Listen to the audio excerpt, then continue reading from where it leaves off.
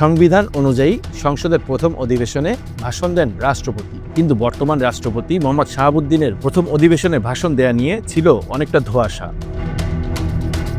2024 সালের 5 আগস্ট আওয়ামী লীগ সরকার পতনের পর ক্ষমতায় বসেন ডক্টর ইউনূসের অন্তর্বর্তী সরকার। এরপর গত 1.5 বছর অনেকটা ঘরবন্দি ছিলেন রাষ্ট্রপতি। বিএনপি সরকার গঠনের পর থেকে বিভিন্ন দল থেকে রাষ্ট্রপতির ভাষণ নিয়ে বিরোধিতা দেখা যায়।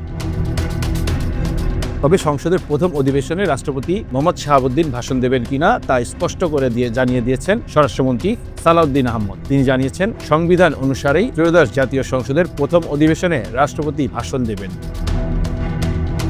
তিনি জানান, জাতীয় সংসদে বিরোধী দল হিসেবে বাংলাদেশ জামাতে ইসলামীকে ডেপুটি স্পিকারের পদ দেওয়ার বিষয়ে বিএনপি প্রস্তাব দিয়েছে। এ প্রসঙ্গে স্বরাষ্ট্রমন্ত্রী পুনরায় উল্লেখ করেন, সংসদের কার্যক্রম সম্পূর্ণভাবে সংবিধান মেনেই পরিচালিত হবে এবং প্রথম অধিবেশনে রাষ্ট্রপতির ভাষণ তারই অংশ।